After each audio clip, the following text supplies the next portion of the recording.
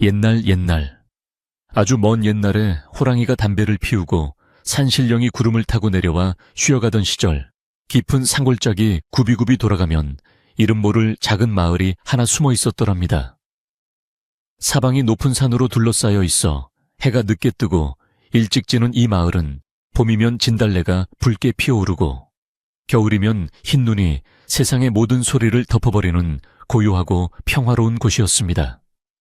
마을 어귀에는 수백 년 묵은 느티나무가 떡하니 버티고 서서 오가는 사람들을 굽어보고 있었고 그 아래로는 맑은 시냇물이 밤낮없이 흘러내려 마을 안악들의 빨래터가 되어주기도 하고 아이들의 놀이터가 되어주기도 했습니다.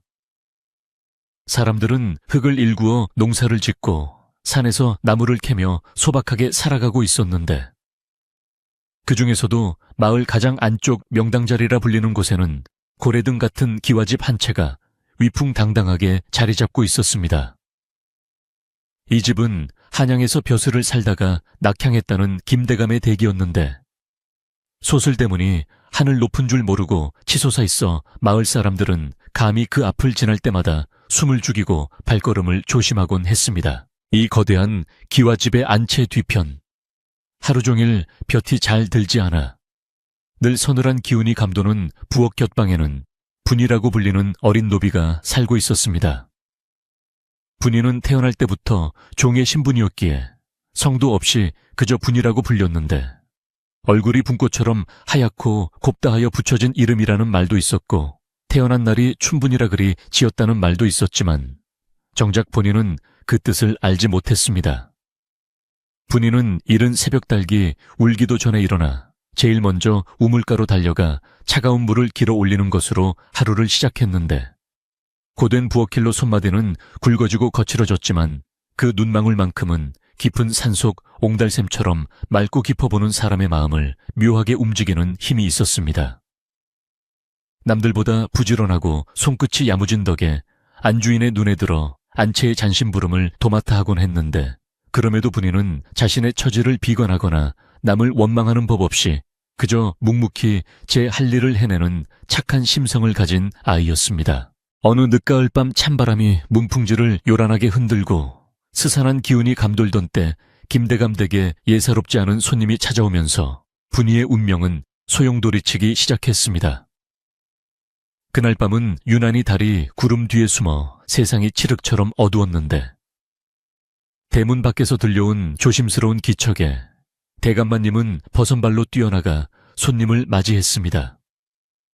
남루한 삿갓을 쓰고 허름한 무명옷을 입고 있었지만 그 삿갓 아래로 언뜻 보이는 눈빛은 범접할 수 없는 위엄이 서려 있었고 대감마님은 주변의 눈을 피해 그 손님을 가장 은밀하고 깊숙한 별채로 모셨습니다. 집안의 하인들에게는 절대 별차에 근처에 얼씬도 하지 말라는 엄명이 떨어졌고 집안에는 팽팽한 긴장감이 감돌아 숨소리조차 크게 낼 수 없는 분위기가 되었습니다. 오직 말수가 적고 입이 무거운 분이만이 그 귀한 손님의 시중을 들도록 지목되었는데 분이는 떨리는 마음으로 따뜻한 밥상과 술상을 차려 별채로 향했습니다. 분이가 조심스럽게 별차의 문을 열고 들어갔을 때 방 안에는 촛불 하나만이 위태롭게 흔들리며 긴 그림자를 만들어내고 있었습니다. 손님은 책을 읽고 있었는데 분이가 들어오는 기척에 고개를 들자 그 맑고 깊은 눈동자가 분이의 시선과 마주쳤고 그 순간 분이는 가슴 깊은 곳에서 알 수 없는 쿵쾅거림을 느꼈습니다. 그는 대감마님과 밤늦도록 나라의 앞날과 백성의 고단함에 대해 이야기를 나누었는데 분이는 문 밖에서 대기하며 그들의 낮은 목소리를 들을 수 있었습니다. 손님의 목소리는 낮으면서도 힘이 있었고 때로는 슬픔이 묻어나기도 하여 듣는 이의 마음을 아리게 했습니다. 밤이 깊어 대감마님이 물러가고 손님만이 홀로 남았을 때 분이는 술상이 비었는지 확인하러 다시 방으로 들어갔고 손님은 분이를 물끄러미 바라보다가 자신의 곁에 앉으라고 손짓했습니다. 천안종의 신분으로 감히 귀한 손님 곁에 앉을 수 없어 주저하자 그는 괜찮다며 따뜻한 미소를 지어 보였습니다. 그날 밤 무슨 일이 있었는지는 오직 저 하늘에 떠있던 달과 별들만이 알고 있을 것이나 그것은 강요나 위계에 의한 억지스러움이 아니라 서로의 외로움과 슬픔이 맞닿아 피어난 작은 불꽃과도 같았습니다.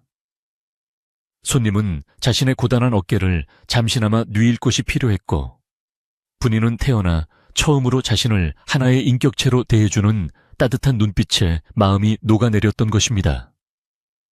새벽녘이 되어 동이 트기 전 손님은 표표히 떠날 채비를 하였는데, 떠나기 직전 품 안에서 작은 옥가락지 하나를 꺼내 분이의 손에 쥐어주었습니다. 이것은 언젠가 다시 만날 날을 기약하는 징표이자 하룻밤의 인연을 잊지 않겠다는 무언의 약속과도 같은 것이었습니다. 분이는 그 가락지를 받아들고 말없이 눈물을 흘리며 멀어져 가는 그의 뒷모습을 바라보았는데, 그의 옷자락이 새벽 안개 속으로 사라질 때까지 대문 앞을 떠나지 못했습니다. 그가 떠난 자리는 금세 찬바람으로 채워졌지만 분이의 손에 쥐어진 옥가락지의 온기만큼은 오래도록 남아있었습니다. 그로부터 한 달, 두 달이 지나고 계절은 가을을 지나 깊은 겨울로 접어들고 있었습니다. 마을의 나무들은 잎을 모두 떨구고 앙상한 가지를 드러냈으며, 사람들은 겨우내 먹을 김장을 담그고 땔감을 준비하느라 분주한 나날을 보내고 있었습니다. 분이 또한 여느 때와 다름없이 부엌에서 밥을 짓고 설거지를 하며 바쁜 일상을 보냈지만, 그녀의 몸에는 누구에게도 말할 수 없는 미묘한 변화가 일어나고 있었습니다.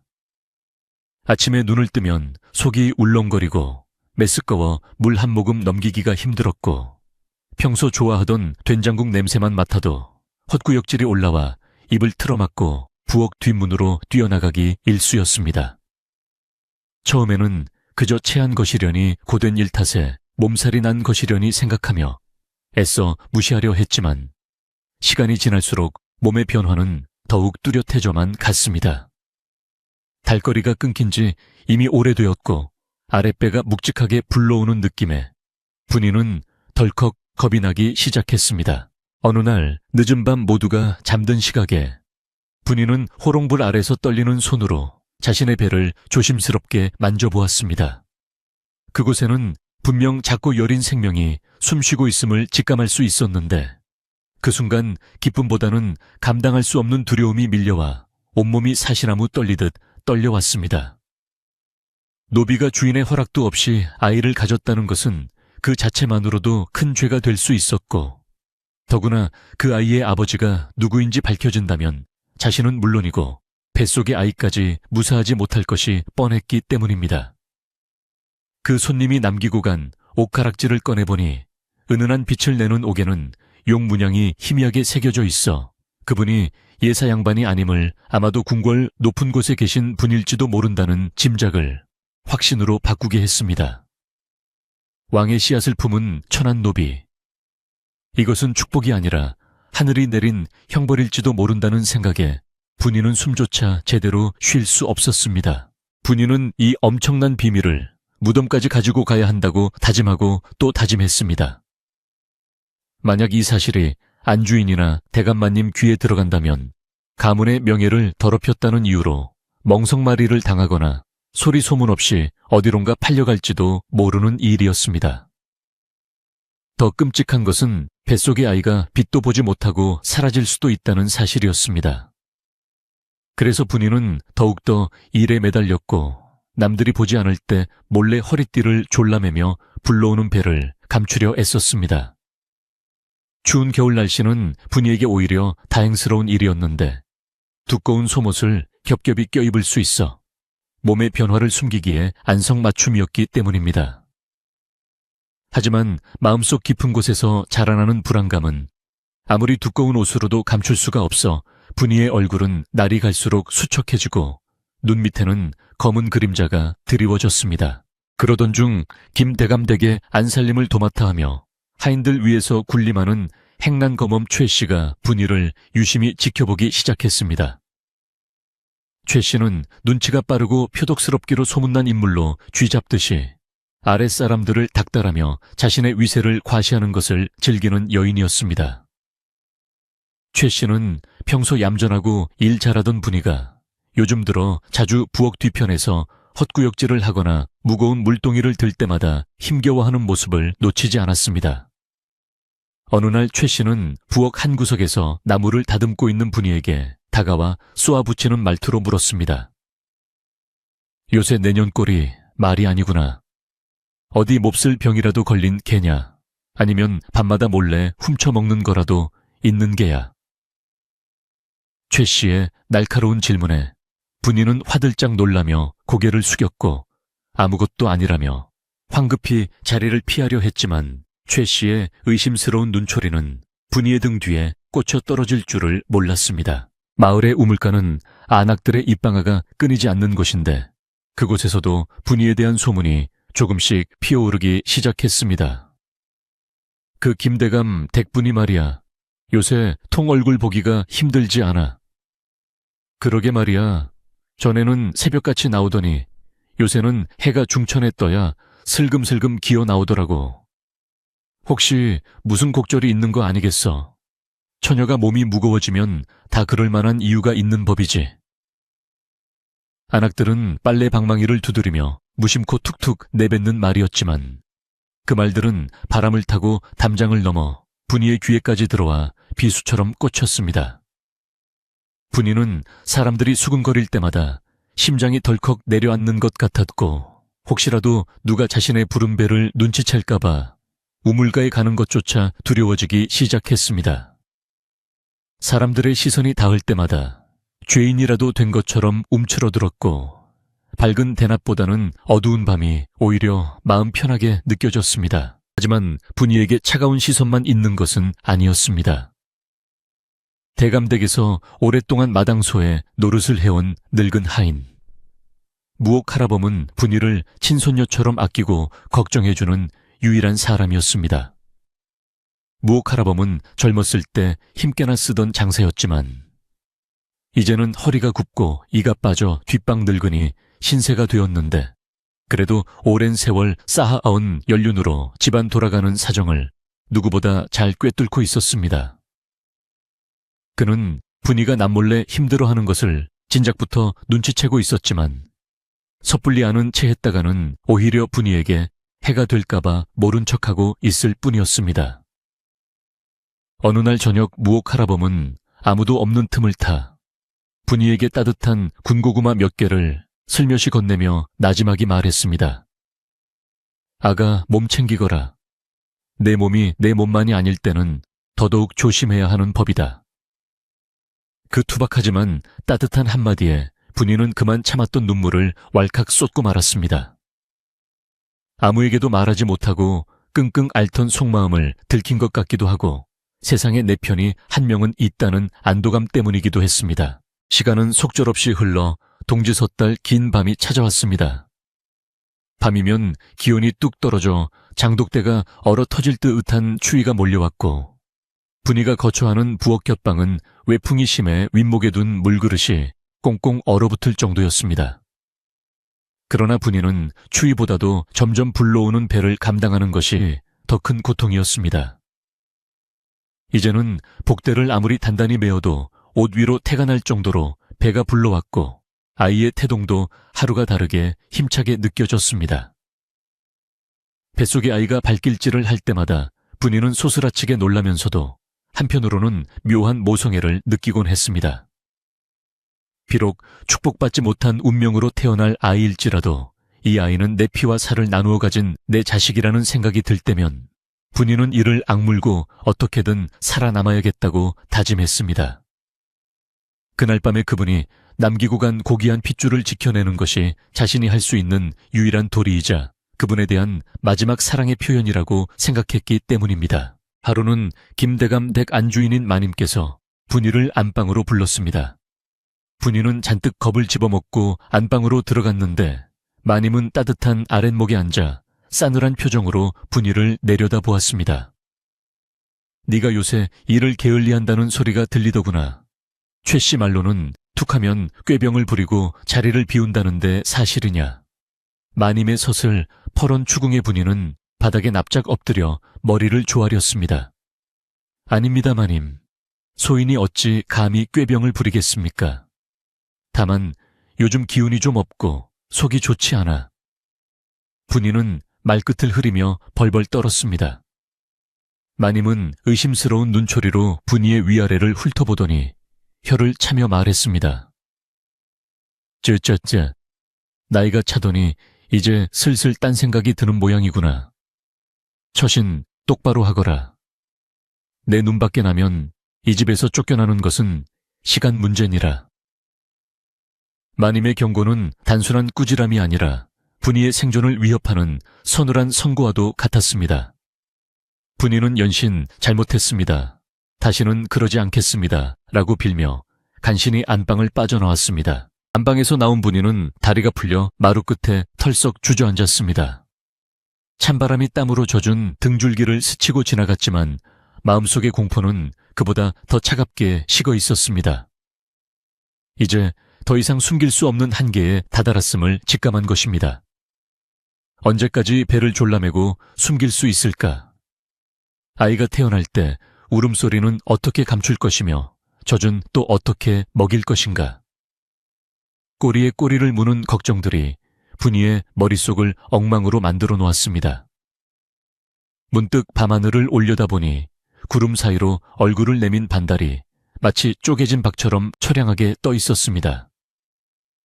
분이는 뱃속의 아이를 쓰다듬으며 마음속으로 말을 걸었습니다. 아가 불쌍한 우리 아가. 어미가 못나서 너를 환영받지 못하는 세상으로 부르는구나. 하지만 걱정 마라. 내 목숨이 붙어있는 한 너를 지킬 것이다. 비록 네 아버지가 누구인지 세상에 떳떳하게 말할 수는 없어도 너는 세상에서 가장 귀한 씨앗이란다. 다음 날부터 분이는 더욱 철저하게 자신을 위장하기 시작했습니다. 일부러 헐렁한 헌옷을 구해 입고 허리에는 솜을 덧대어 뚱뚱해 보이게 만들었습니다. 그리고 일부러 밥을 많이 먹는 척하며 살이 쪄서 몸이 둔해진 것처럼 연기했습니다. 행랑검엄 최 씨가 미련한 것 먹는 것만 밝히더니 돼지가 다 되었구나 라고 비웃어도 분이는 그저 헤헤거리며 바보 같은 웃음을 지어 보였습니다. 비웃음을 사는 것이 의심을 받는 것보다 100번 낫다고 생각했기 때문입니다. 하지만 밤이 되어 아무도 없는 방에 들어오면 분이는 거울 앞에 서서 자신의 부른 배를 비춰보며 하염없이 눈물을 흘렸습니다. 거울 속의 자신은 초라한 노비의 모습이었지만 그 뱃속에는 나라의 지존이 될지도 모를 귀한 핏줄이 자라고 있다는 사실이 분이를 더욱 비참하고도 숭고하게 만들었습니다. 어느덧 동지가 지나고 팥죽을 쑤어 먹는 날이 되었습니다. 김대감 댁에서는 팥죽을 쑤어 사당에 올리고 대문과 담장에 뿌리며 애군을 쫓는 행사를 치렀습니다. 분이도 이른 새벽부터 일어나 팥을 삶고 새알심을 빚느라 정신이 없었는데 뜨거운 가마솥 앞에서 불을 떼다 보니 현기증이 일어 잠시 휘청거렸습니다. 그때 마침 부엌을 지나던 행랑검엄 최 씨가 이를 보고 득달같이 달려와 소리를 질렀습니다. 인연이 정신을 어디다 팔고 있는 개야, 귀한 팥죽을 엎을 뻔했잖아. 최 씨는 분이의 등짝을 거세게 내리쳤는데 하필이면 칠 때 분이의 부른배 쪽으로 손이 스쳐 지나갔습니다. 최 씨의 손끝에 닿은 묵직하고 단단한 감촉. 그것은 분명 살이 찐 것과는 다른 무언가 들어차 있는 느낌이었습니다. 최 씨의 눈이 휘둥그레졌고 분이의 얼굴은 백지장처럼 하얗게 질려버렸습니다. 순간 부엌 안에는 숨막히는 정적이 흘렀고 오직 가마솥에서 팥죽 끓는 소리만이 보글보글 울려 퍼졌습니다. 최 씨는 믿을 수 없다는 표정으로 분이를 노려보며 낮게 으르렁거렸습니다. 너 혹시... 하지만 최 씨는 말을 끝맺지 않았습니다. 대신 입가에 비릿한 미소를 띠며 천천히 뒷걸음질쳐 부엌을 나갔습니다. 그 미소는 어떤 호통이나 매질보다 더 소름 끼치는 공포를 불러 일으켰습니다. 분이는 직감적으로 알 수 있었습니다. 최 씨가 눈치를 챘다는 것을, 그리고 이제 곧 엄청난 폭풍우가 몰아칠 것이라는 것을. 분이는 부들부들 떨리는 다리를 부여잡고 주저앉아 가마솥에 붉은 팥죽을 바라보며 생각했습니다. 마치 자신의 붉은 피가 끓어오르는 것만 같다고. 이제 더 이상 물러설 곳은 없었습니다. 분이는 품속에 고이 간직한 옥가락지를 꺼내 꽉 쥐었습니다. 옥가락지의 차가운 감촉이 오히려 정신을 번쩍 들게 했습니다. 그래, 올 테면 와라. 나는 이제 혼자가 아니다. 분이는 입술을 깨물며 결연한 표정으로 일어섰습니다. 부엌문 틈으로 들어온 찬바람이 분이의 젖은 땀을 식혀주었고 밖에서는 어느새 한방눈이 펑펑 쏟아지고 있었습니다. 최 씨가 부엌을 나간 뒤 분이에게 닥쳐온 것은 칼바람보다 더 매서운 침묵과 감시의 시간이었습니다. 최 씨는 당장 분이의 머리채를 잡고 안방마님에게 끌고 가는 대신 마치 쥐를 가지고 노는 고양이처럼 분이를 서서히 말려죽이는 방법을 택했습니다. 그녀는 분이가 부엌에 들어서면 말없이 싸늘한 눈빛으로 위아래를 훑어내렸고 다른 하인들이 보는 앞에서는 일부러 분이에게 더 굳은 일과 무거운 짐을 떠넘겼습니다. 쌀자루를 옮기거나 장작을 패는 일처럼 임신한 몸으로 감당하기 힘든 육체 노동을 시키며 혹시라도 분이가 힘들다는 내색을 하거나 실수를 하기를 기다리는 눈치였습니다. 분이는 최 씨의 속셈을 뻔히 알면서도 이를 악물고 버텼는데 배가 아파와도 신음소리 한번 내지 않고 식은땀을 흘리며 주어진 일을 묵묵히 해냈습니다.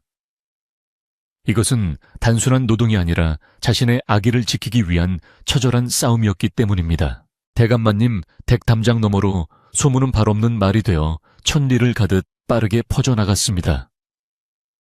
최 씨가 우물가나 장터에서 만나는 사람들에게 은근슬쩍 흘린 말들이 씨앗이 되어 마을 사람들 사이에서는 분이에 대한 흉흉한 소문이 독버섯처럼 자라나고 있었습니다. 그 얌전하던 김대감 댁분이가 밤마다 뒷산에서 외간 남자를 만난다더라. 아니야, 내가 듣기로는 지나가는 보부상 놈이랑 눈이 맞았다던데. 사람들은 사실 여부를 확인하려 하지 않고 자극적인 이야기에 살을 붙여 옮기는 것을 즐겼습니다. 분이가 빨래터에 나가면 안악들은 하던 이야기를 멈추고 흘끔거리며 수군댔고 개 중에는 대놓고 혀를 차며 손가락질하는 이들도 있었습니다.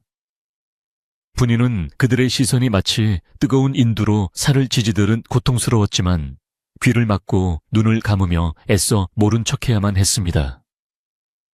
죄 없는 아이에게 쏟아지는 세상의 멸시를 자신이 온몸으로 막아내야만 했기에 분이는 치마폭을 꽉 움켜쥐며 마음을 다잡았습니다. 겨울이 깊어지면서 눈은 며칠째 그치지 않고 내렸고 온 세상이 하얗게 뒤덮인 풍경은 아름다우면서도 한편으로는 고립된 분이의 처지처럼 쓸쓸해 보였습니다. 눈이 쌓인 마당을 쓸던 무옥 할아범은 수심이 가득한 얼굴로 부엌 쪽을 바라보곤 했습니다. 그는 집안에서 도는 심상치 않은 기류를 누구보다 먼저 감지하고 있었고 최 씨가 분이를 주시하고 있다는 사실 또한 알고 있었습니다. 무옥 할아범은 젊은 시절 한양에서 겪었던 수많은 권모술수를 기억하고 있었기에 지금 최 씨가 꾸미고 있는 일이 단순히 분이를 혼내려는 정도가 아니라 아예 집안에서 쫓아내거나 더 끔찍한 누명을 씌우려는 것임을 직감했습니다. 그는 빗자루를 든 손에 힘을 주며 힘없는 자신이 이 거대한 파도 앞에서 어린 분이를 어떻게 도울 수 있을지 깊은 고민에 빠졌습니다. 어느 날 늦은 밤 모두가 잠든 시각에 무옥 할아범은 조심스러운 발걸음으로 부엌 곁방을 찾았습니다. 인기척에 놀라 웅크리고 있던 분이는 무옥 할아범의 나직한 목소리에 안도의 한숨을 내쉬며 문을 열어주었습니다. 할아범은 품속에서 김이 모락모락 나는 따뜻한 숭늉 한 그릇과 말린 곶감 몇 개를 꺼내놓으며 말했습니다. 아가 많이 힘들지. 세상 인심이 흉흉하고 사람들의 입이 무섭다지만 진실은 언젠가 밝혀지는 법이란다.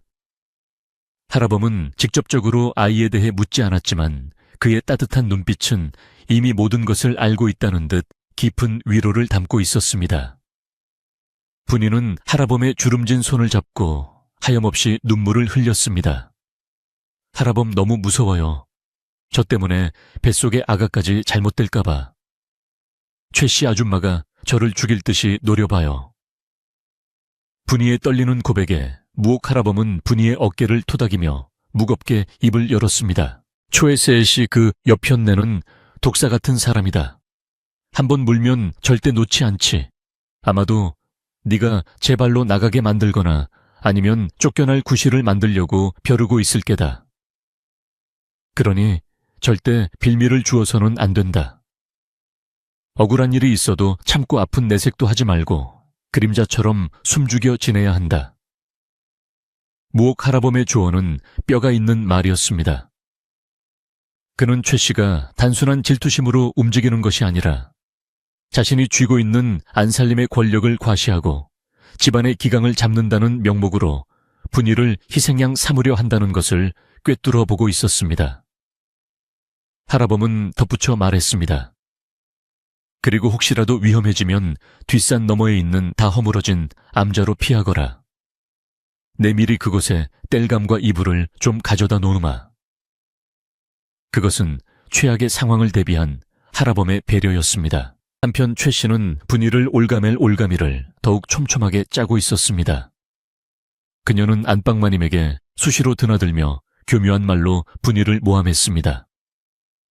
마님 요즘 곳간에 쌀이 비는 것 같습니다. 쥐새끼가 드나드나 싶었는데 짐작 가는 곳이 있긴 합니다만 최 씨는 확정적으로 말하지 않고 마님의 의심을 부추기는 화법을 썼습니다. 처음에는 대수롭지 않게 여기던 마님도 최 씨의 말이 반복되자 점차 분이를 의심스러운 눈으로 바라보기 시작했습니다. 분이 그 아이가 그럴 리가 없는데 하지만 요즘 행동이 수상하긴 했어. 마님의 마음속에 불신의 싹이 트기 시작하자 최 씨는 회심의 미소를 지었습니다. 이제 결정적인 증거 하나만 있으면 분이를 도둑으로 몰아 내쫓는 것은 식은 죽 먹기보다 쉬운 일이 될 것이었습니다. 분이는 몸이 무거워질수록 행동 하나하나가 조심스러웠습니다. 헐렁한 무명옷을 여러 겹 껴입어 배를 가렸지만 허리를 굽히거나 앉았다. 일어날 때마다 느껴지는 묵직함은 어쩔 수가 없었습니다. 특히 새벽에 일어나 차가운 우물물을 길어 올릴 때면 배가 뭉치고 당겨서 식은땀이 줄줄 흘렀습니다. 혹시라도 발을 헛디뎌 넘어지기라도 하면 아이가 잘못될까봐 분이는 살얼음판을 걷듯이 조심조심 발걸음을 옮겼습니다. 한 번은 물동이를 이고 가다가 현기증이 나서 쓰러질 뻔했는데 다행히 지나가던 돌쇠가 잡아주어 위기를 모면했습니다.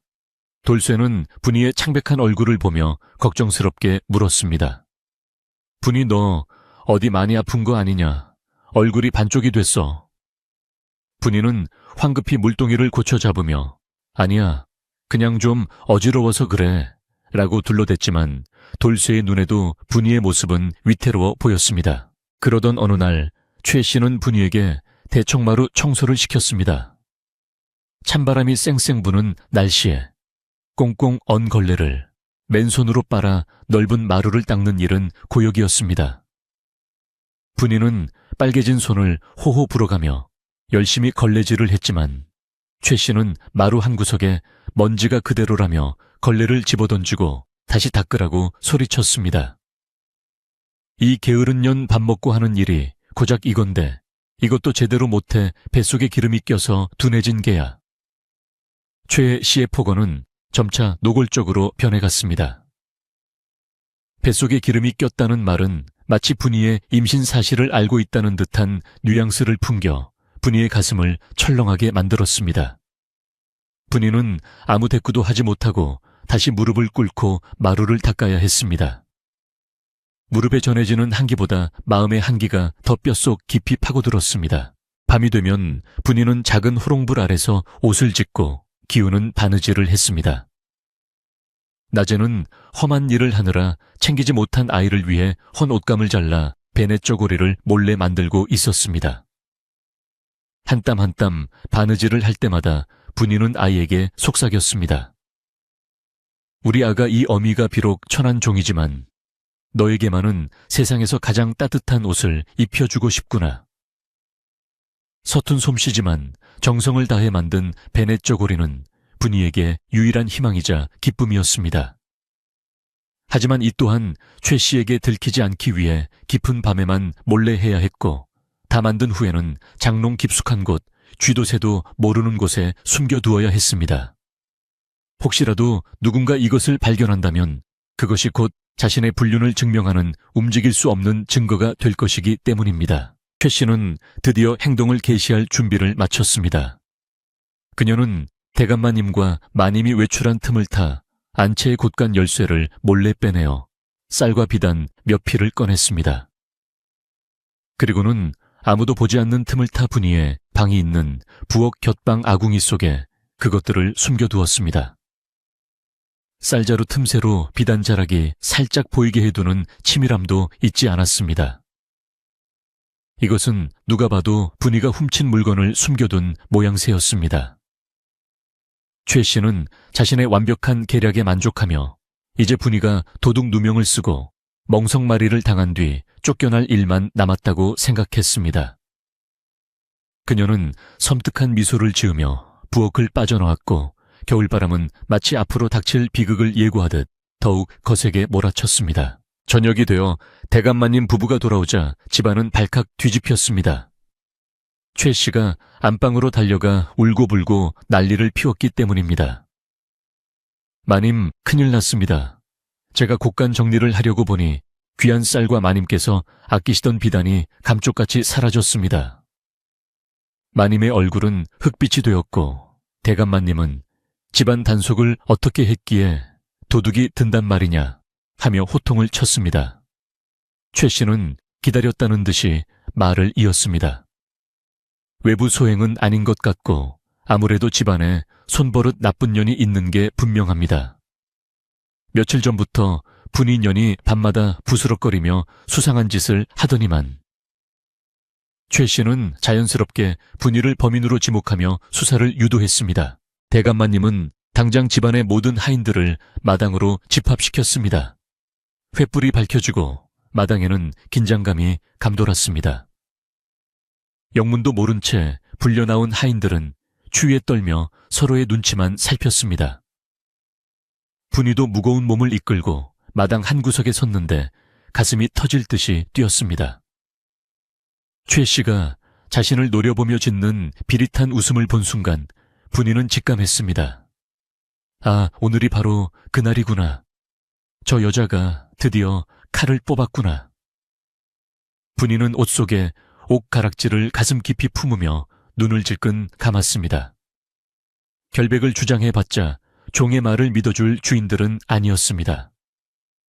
이제 믿을 것은 오직 하늘의 뜻뿐이었습니다. 마님의 지시로 최 씨와 건장한 머슴들이 하인들의 방을 뒤지기 시작했습니다. 남자 하인들의 방부터 시작해 여자 하인들의 방까지 샅샅이 뒤졌지만 훔친 물건은 나오지 않았습니다. 최 씨는 짐짓 당황한 척 연기를 하며 마지막으로 분이의 방 쪽으로 향했습니다. 설마 하니 분이가 그랬겠습니까만 그래도 확인은 해봐야지요. 최 씨의 가식적인 목소리가 마당에 울려 퍼졌습니다. 분이의 방문이 거칠게 열리고 머슴들이 방 안을 뒤엎기 시작했습니다. 작은 방은 순식간에 아수라장이 되었고 마침내 아궁이 깊숙한 곳에서 쌀자루와 비단이 끌려 나왔습니다. 마님, 여기 있습니다. 여기 증거가 나왔습니다. 최 씨의 날카로운 외침이 밤하늘을 갈랐습니다. 모든 시선이 일제히 분이에게 쏠렸습니다. 경멸과 분노, 실망과 조소가 뒤섞인 시선들이 화살처럼 분이에게 날아와 박혔습니다. 마님은 치를 떨며 소리쳤습니다. 내 인연, 내가 너를 거두어 먹이고 입혔거늘 은혜를 원수로 갚다니 네가 감히 내 물건에 손을 대. 대감마님은 벼락같은 목소리로 여봐라, 당장 전연을 멍석에 말아라 라고 명했습니다. 분이는 억울함에 입이 떨어지지 않았습니다. 아닙니다, 마님. 저는 결코 훔치지 않았습니다. 저는 모르는 일입니다. 분이는 울부짖으며 바닥에 머리를 찧었지만 이미 증거가 나온 마당에 그녀의 말은 공허한 메아리가 될 뿐이었습니다. 머슴들이 거친 손길로 분이를 끌어내려 했고 분이는 저항하며 배를 감싸 안았습니다. 그때 무옥 할아범이 대감마님 앞으로 뛰어나와 무릎을 꿇었습니다. 대감마님 통촉하여 주십시오. 분이는 그럴 아이가 아닙니다. 이 늙은이가 제 목숨을 걸고 보증합니다. 이것은 분명 누군가의 모함입니다. 무옥 할아범의 필사적인 호소에 대감마님은 잠시 멈칫했습니다. 평소 신임하던 늙은 종의 간곡한 부탁이었기에 무시할 수만은 없었던 것입니다. 하지만 최 씨는 물러서지 않고 대들었습니다. 할아범 노망이 나셨소. 증거가 이렇게 뻔히 나왔는데 감싸고 돌다니 혹시 할아범도 한패요. 최 씨의 도끼, 어린 말에 무옥 할아범은 말문이 막혔습니다. 상황은 걷잡을 수 없이 악화되었고 분이는 절망의 구렁텅이로 빠져들고 있었습니다. 끌려가는 분이의 눈에서 뜨거운 눈물이 볼을 타고 흘러내려 차가운 땅을 적셨습니다. 억울하게 도둑 누명을 쓴 것보다 더 두려운 것은 이제 곧 자신의 몸을 수색당하게 될 것이라는 사실이었습니다.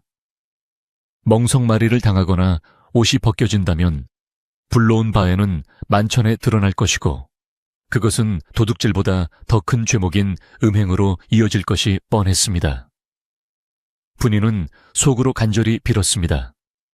하늘이시여, 제발 저를 굽어 살피소서. 제 목숨은 버려도 좋으나 이 아이만은 지켜주시옵소서. 눈보라가 더욱 거세지며 횃불이 위태롭게 흔들렸습니다. 분이의 운명 또한 저 바람 앞에 등불처럼 위태롭기 짝이 없었습니다. 최 씨는 승리감에 도취되어 분이에게 다가갔습니다. 그리고 낮은 목소리로 분이만 들을 수 있게 속삭였습니다. 이제 끝이야. 내년에 그 더러운 뱃속에 든 것이 무엇인지 내가 모를 줄 알았더냐. 도둑년으로 죽든지 환양년으로 죽든지 선택은 내 몫이다. 그 말은 분이의 심장을 얼어붙게 만들었습니다. 최 씨는 처음부터 도둑 누명이 아니라 이 소동을 통해 분이의 임신 사실을 폭로하고 파멸시키려는 계획이었던 것입니다. 분이는 공포에 질린 눈으로 최 씨를 바라보았고 최 씨는 그 공포를 즐기며 머슴들에게 손짓했습니다. 뭐들 하고 있나? 어서 멍석을 가져오지 않고 머슴들이 멍석을 들고 달려오는 소리가 쿵쿵 땅을 울렸습니다. 바로 그 순간 대문 밖에서 웅성거리는 소리와 함께 누군가가 대문을 세차게 두드리는 소리가 들려왔습니다. 이리 오너라 안에 아무도 없느냐. 한밤중에 들이닥친 낯선 방문객의 목소리는 우렁차고 위험이 서려 있어 소란스럽던 마당을 순식간에 침묵에 빠뜨렸습니다. 대감마님은 의아한 표정으로 대문 쪽을 바라보았고 멍석을 들고 있던 머슴들도 동작을 멈추었습니다. 최 씨의 얼굴에 일순간 당황한 기색이 스쳤고 분이는 희미해져가는 의식 속에서 그 목소리가 낯익다는 생각을 했습니다. 마치 꿈속에서 들었던 그토록 그리워하던 그분의 목소리와 닮아 있었기 때문입니다. 과연 이 늦은 밤 눈보라를 뚫고 찾아온 이는 누구란 말인가? 분이의 운명을 가를 새로운 바람이 대문 밖에서 불어오고 있었습니다. 굳게 닫혀있던 대문이 삐거덕거리는 굉음과 함께 열리자 마치 저승사자라도 들이닥친 듯한 서늘한 기운이 마당을 휩쓸고 지나갔습니다. 눈보라가 휘몰아치는 문밖 어둠 속에서 나타난 이들은 화려한 비단옷을 입고 갓끈을 단단히 맸으며 손에는 관에서나 볼 법한 육모방망이와 등불을 든 건장한 사내들이었습니다. 그들의 뒤로는 가마 한 채가 위험 있게 놓여 있었고 그 곁을 지키는 나졸들의 눈빛은 매서운 칼날처럼 빛나고 있었습니다. 갑작스러운 불청객의 등장에 멍석을 들고 날뛰던 머슴들은 얼어붙은 듯 멈춰섰고 악을 쓰던 최 씨의 입도 딱 벌어진 채 다물어질 줄 몰랐습니다. 대감마님은 황급히 의관을 정지하고 마루 아래로 내려와 그들을 맞이하려 했으나 사내들 중 우두머리로 보이는 자가 앞을 가로막으며 굵은 목소리로 물었습니다. 이 댁이 김진사 댁이 맞는가 한양에서 기니 찾을 사람이 있어 이곳까지 왔으니 집안 사람들을 하나도 빠짐없이 대령하라. 그 목소리는 쩌렁쩌렁하게 울려 퍼져 자고 있던 새들조차 놀라 날아오를 정도였는데 대감마님은 영문을 몰라 당황하면서도 그들의 기세에 눌려 고개를 조아릴 수밖에 없었습니다. 그렇습니다만 이 야심한 밤에 무슨 연유로 누추한 곳까지 왕림하셨는지요. 보시다시피 집안에 불미스러운 일이 있어 소란스럽습니다만 대감마님은 식은땀을 흘리며 변명하듯 말했습니다. 그러자 우두머리는 마당 한가운데 널브러진 멍석과 겁에 질려 떨고 있는 분이를 흘끔 쳐다보고는 싸늘하게 웃으며 대꾸했습니다. 불미스러운 일이라 도둑이라도 잡은 모양이군. 허나 우리가 찾는 것은 물건 훔친 좀도둑이 아니라 이 나라 지존께서 애타게 찾으시는 귀한 분의 흔적이다. 지존이라는 단어가 나오자마자 마당에 있던 모든 사람들은 숨을 멈췄고 대감마님은 다리가 풀려 그 자리에 털썩 주저앉을 뻔했습니다. 최 씨는 이 상황이 자신의 계획을 망칠까봐 전전긍긍하며 눈알을 굴렸습니다. 그녀는 본능적으로 이 낯선 방문객들이 분이와 관련이 있을지도 모른다는 불길한 예감을 느꼈습니다. 만약 분이가 쫓겨나지 않고 이들과 엮이게 된다면 자신이 꾸민 짓이 탈로 나는 것은 시간 문제였습니다. 최 씨는 짐짓 용기를 내어 앞으로 나서며 앙칼진 목소리로 외쳤습니다. 나리들 오해하지 마십시오. 이녀는 주인의 물건에 손을 댄 파렴치한 도둑년입니다. 관에 넘기기 전에 집안 법도로 다스리려던 차민이 방해하지 마시고 볼일이나 보십시오. 최 씨는 분이를 흉악범으로 몰아 서둘러 상황을 정리하려 했지만 우두머리는 최 씨의 말을 귓등으로도 듣지 않고 오히려 횃불을 들어 분이의 얼굴을 비추었습니다. 밝은 불빛이 분이의 창백한 얼굴을 비추자 분이는 눈부심에 고개를 돌리며 몸을 웅크렸습니다. 그때였습니다. 분이가 몸을 비틀며 웅크리는 순간 겹겹이 껴입었던 헌옷의 매듭이 풀리면서 감춰두었던 배의 윤곽이 드러나고 말았습니다. 멍석을 덮으려던 찰나에 옷자락이 헝클어진 탓도 있었고 극도의 긴장감에 배가 뭉쳐 더욱 도드라져 보였던 것입니다. 횃불 아래 드러난 둥근 곡선은 누가 봐도 영락없는 만삭의 임산부 모습이었습니다. 순간 마당에는 찬물을 끼얹은 듯한 정적이 흘렀고 곧이어 웅성거리는 소리가 파도처럼 퍼져나갔습니다. 저게 뭐야? 분이 배가 왜 저러지? 세상에 아이를 가진 거야, 처녀가. 어쩐지 요새 몸이 둔하다 했더니만 마을 사람들과 하인들의 수군거림은 삽시간의 비난과 조롱으로 바뀌어 분위를 난도질하기 시작했습니다. 대감마님과 안방마님은 충격에 입을 다물지 못했고 마님은 기절초풍할 노릇이라며 가슴을 치고 통곡했습니다. 최 씨는 이 순간을 놓치지 않았습니다. 그녀는 회심의 미소를 지으며 더욱 목소리를 높였습니다. 보십시오. 도둑질도 모자라 외간 남자와 노라나 애까지 벤 환양년입니다. 감히 양반댁에서 이런 더러운 짓을 벌이다니 멍석마리로는 부족합니다. 당장 쫓아내어 마을 밖으로 내쳐야 합니다. 최 씨의 선동에 몇몇 하인들이 동조하며 맞습니다. 마을의 수치입니다. 라고 소리쳤습니다. 분위기는 걷잡을 수 없이 험악해졌고 분이는 죄인 중에서도 가장 큰 죄인인 양손가락질을 받게 되었습니다. 수치심과 공포로 온몸이 떨려왔지만 분이는 본능적으로 두 팔로 배를 감싸 안았습니다. 쏟아지는 비난 속에서도 뱃속의 아이만큼은 지켜야 한다는 어미의 본능이 불타올랐기 때문입니다. 그러나 그 낯선 방문객들의 반응은 사람들의 예상과는 전혀 달랐습니다. 우두머리 사내는 분이의 부른 배를 보자 놀라는 기색보다는 오히려 눈을 번뜩이며 한 걸음 더 다가왔습니다. 그는 뒤에 있던 가마 쪽을 향해 고개를 끄덕였고 그러자 가마 문이 열리며 한 노파가 천천히 걸어 나왔습니다. 허리에는 붉은 띠를 두르고 머리에는 비녀를 꽂은 품새가 예사롭지 않은 궁궐에서 온 상궁임이 분명했습니다. 상궁은 주름진 눈을 가늘게 뜨고 분이를 뚫어지게 쳐다보았습니다. 그녀의 시선은 분이의 얼굴에서 시작해 낡은 옷 그리고 둥글게 불러온 배에 머물렀습니다. 상궁은 천천히 아주 천천히 분이 앞으로 걸어와 물었습니다. 고개를 들라. 내 이름이 무엇이냐? 상궁의 목소리는 낮지만 거역할 수 없는 위험이 서려 있었습니다. 분이는 떨리는 고개를 힘겹게 들어 상궁을 바라보았습니다. 눈물로 얼룩진 얼굴이었지만 그 눈망울만큼은 여전히 맑고 깊었습니다. 분이라 하옵니다. 기어들어가는 목소리로 대답하자 상궁은 다시 한번 물었습니다. 그 뱃속의 아이 아비가 누구냐? 이 질문은 마당에 있던 모든 사람들이 가장 궁금해하던 것이었습니다. 최 씨는 옆에서 끼어들며 지나가는 놈팡이나 종놈의 자식이겠지요. 뻔한 거 아닙니까? 라고 비아냥거렸지만 상궁은 눈빛 한 번으로 최 씨를 제압했습니다. 입 다물라 내게 묻지 않았다.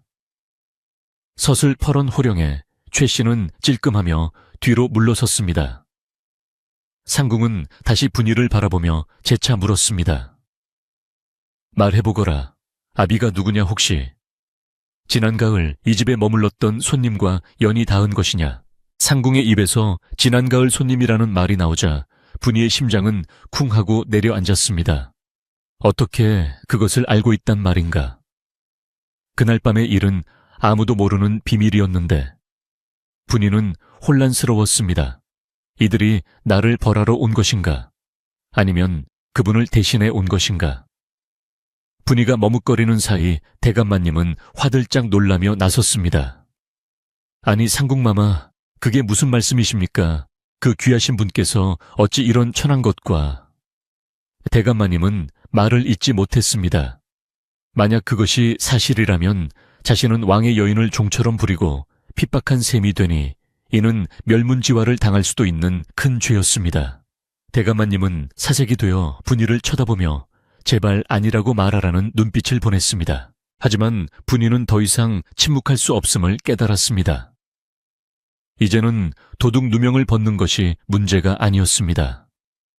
이 아이의 존재를 인정받고 생명을 지키기 위해서는 진실을 밝혀야만 했습니다. 최 씨의 모함으로 도둑이자 부정한 여인으로 몰려 죽임을 당하느니 차라리 모든 것을 밝히고 그분의 처분을 기다리는 것이 낫다고 생각했습니다. 분이는 결심을 굳힌 듯 입술을 깨물었습니다. 그리고 떨리는 손을 옷섭 속으로 집어넣었습니다. 사람들은 분이가 무엇을 하려는 것인지 숨을 죽이고 지켜보았습니다. 분이의 손이 가슴께에서 꼬물거리더니 이윽고 밖으로 나왔을 때 그녀의 손에는 무언가가 들려 있었습니다. 눈보라치는 겨울밤, 횃불의 붉은 불빛 아래서 분이의 손바닥 위에 놓인 물건이 영롱한 빛을 발하기 시작했습니다. 그것은 바로 옥으로 깎아 만든 가락지였습니다. 옥 가락지 표면에는 정교하게 조각된 용 문양이 새겨져 있어 불빛을 받을 때마다 마치 살아있는 용이 꿈틀거리는 듯한 신비로운 광채를 뿜어냈습니다. 그 빛은 마당의 어둠을 가르고 사람들의 의심과 경멸을 단번에 잠재울 만큼 강력하고 고귀했습니다. 분이는 그 가락지를 높이 들어 올리며 목이 메어 잠긴 목소리로 그러나 또렷하게 외쳤습니다. 이것입니다. 그분께서 제게 남기신 징표입니다. 뱃속의 아이는 바로 그분의 핏줄입니다. 분이 고백과 함께 드러난 옥 가락지를 본 순간 상궁의 눈이 휘둥그레지며 입이 벌어졌습니다. 그녀는 믿을 수 없다는 듯 한 걸음에 달려와 분이의 손에 들린 가락지를 확인했습니다. 이것은... 상궁의 손이 떨리고 있었습니다. 그것은 궁중에서도 오직 왕실에 직계 혈통만이 지닐 수 있는 귀한 보물이자 왕의 징표인 용의 옥이 분명했습니다. 상궁은 털썩 무릎을 꿇고 가락지를 향해 그리고 분이를 향해 고개를 숙였습니다. 마마, 진정 이곳에 계셨사옵니까? 소인 늦게 찾아와 죽을 죄를 지었나이다. 상궁의 뒤를 이어 건장한 사내들과 나졸들도 일제히 무릎을 꿇고 엎드렸습니다. 마마를 보옵니다. 그들의 우렁찬 목소리가 마당을 진동시켰습니다. 마당의 분위기는 순식간에 뒤바뀌었습니다. 방금 전까지 분이를 손가락질하고 욕하던 마을 사람들과 하인들은 이 믿기지 않는 광경에 넋을 잃고 말았습니다. 죄인 취급을 받던 천한 부엌댁이 노비가 순식간에 왕의 아이를 가진 귀한 분으로 신분이 격상되는 순간이었습니다. 대감마님은 다리에 힘이 풀려 주저앉은 채 멍하니 분이를 올려다보았고 안방마님은 기절이라도 할 듯 비틀거렸습니다. 무엇보다 가장 큰 충격을 받은 것은 최 씨였습니다. 그녀는 자신의 눈앞에서 벌어지는 일을 도저히 받아들일 수가 없었습니다. 자신이 짓밟으려 했던 벌레 같은 존재가 갑자기 하늘 높은 줄 모르는 용이 되어버린 것입니다. 최 씨의 얼굴은 공포로 일그러졌고 뒷걸음질 치다 그만 돌부리에 걸려 엉덩방아를 찍고 말았습니다. 분이는 멍하니 자신에게 절을 올리는 사람들을 내려다보았습니다. 손에 쥔 옥가락지에 온기가 차가운 손을 녹여주었고 비로소 안도감에 다리가 풀려 휘청거렸습니다. 무옥 할아범이 얼른 달려나와 분이를 부축하며 울먹였습니다. 아가, 아니 마마, 고생하셨습니다.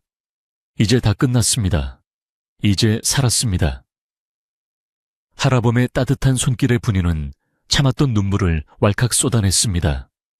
억울함과 서러움, 그리고 안도감이 뒤섞인 뜨거운 눈물이었습니다. 하지만 이것은 끝이 아니라 시작이었습니다. 이제 분이는 천한 노비의 허물을 벗고 왕의 여인이자 왕자의 어미로서 당당히 자신의 권리를 찾아야 했습니다. 상궁은 눈물을 훔치며 자리에서 일어나 호통을 쳤습니다. 여봐라, 이 무슨 해괴한 짓거리들이냐. 귀하신 마마께 멍석이라니, 도둑 누명이라니 내 놈들의 목이 10개라도 부족할 것이다. 상궁의 분노에 찬 일갈에 대감마님과 하인들은 벌벌 떨며 머리를 땅에 박았습니다.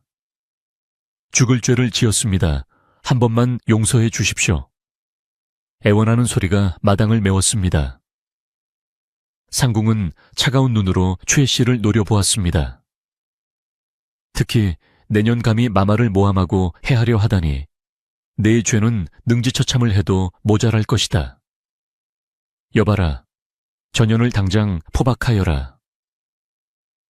상궁의 명령이 떨어지자 나졸들이 득달같이 달려들어 최 씨를 포박했습니다.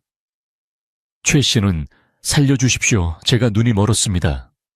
라며 발버둥 쳤지만 이미 엎질러진 물이었습니다. 분이는 포박당에 끌려가는 최 씨를 바라보았지만 마음속에 복수심보다는 씁쓸함이 감돌았습니다.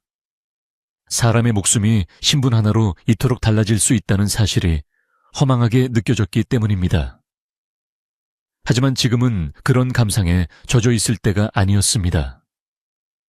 분이는 자신의 배를 어루만지며 생각했습니다. 아가 보았느냐? 내 아버지가 너를 잊지 않으셨다. 이제 우리는 살 수 있다. 상궁은 분이에게 다가와 정중하게 말했습니다. 마마, 이곳은 너무 춥고 누추합니다. 일단 따뜻한 방으로 모시겠습니다. 그리고 날이 밝는 대로 한양으로 모실 채비를 하겠습니다. 상궁은 자신의 겉옷을 벗어 분이의 어깨에 덮어주었습니다. 비단옷의 부드러운 감촉이 분이의 온몸을 감싸주었습니다. 대감마님은 허둥지둥 안방을 내어주겠다며 설레발을 쳤지만 분이는 고개를 저었습니다. 아닙니다. 저는 제가 살던 곳이 편합니다.